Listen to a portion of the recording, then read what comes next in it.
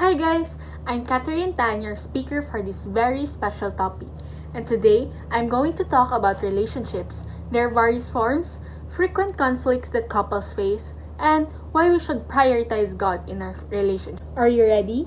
I hope you are. To start, what is the meaning of relationship? As said in the dictionary, a relationship is a state of being related or interrelated. It is any kind of association or connection between two or more people, whether intimate, platonic, positive, or negative. When individuals talk about being in a relationship, they usually mean a specific form of romantic engagement that involves both emotional and physical closeness, as well as some amount of long-term commitment. Family ties, friendships, acquaintanceships, romantic relationships are the four primary forms of relationships. Some of these forms connections may overlap and coincide. For example, two individuals can be co-workers and close friends. People say that even you've made a commitment, your relationship is bound to have ups and downs in the future. Couples are certain to encounter problems, especially if they are still new and still getting to know each other. However, after speaking with several married couples, I've compiled a list of the most common issues they face, which may be the source of their conflict. The first is, of course, communication issues. The most common complaint among married couples is a lack of communication. Many couples put up with problems rather than try to fix them first. The issue is whether spouses can listen to each other's complaints without interrupting or getting defensive and reach a new reason. The second is emotional or sexual infidelity, which is a widespread problem in many couples. When this happens, the partner will likely to search around. Cheating is detrimental to a marriage, thus, every married couple needs to talk about and agree on what constitutes infidelity to them. Jealousy comes in third. This can ruin a relationship, especially if the jealous sentiments are unfounded. People that are jealous can become oppressive and domineering, or furious and rejecting.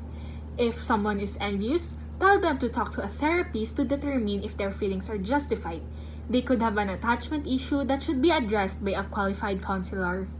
Fourth, value differences can pose major problems when a couple's essential values disagree. They may have significant differences in ethical distinctions, including discipline methods, concepts of right and wrong, and what religion to teach their children. Everyone does not have the same values, morals, or aspirations as they grow up, and there is plenty of room for disagreement about what is right and wrong. Fighting about money is the fifth and most petty but unavoidable source of conflict in marriage. One partner can like to save, while the other prefers to spend. Money disagreements frequently indicate divergent basic values. To avoid these issues, it's critical to talk about and agree on how to handle money. It does take two to make a marriage work. Thus, it is stated how many times in the Bible that people are made to love one another, and that having a healthy relationship is so important that God commanded that we should treat others well, as said from a source that I read. Before having any relationship, have a relationship with God first, because it is Him who makes us alive. And as said in the book of Mark chapter 12 verse 30, you shall love the Lord your God with all your heart and with all your soul and with all your might and with all your strength. It is the first rule of having a relationship with someone. Love God because you will not really love anyone else if you do not love Him first.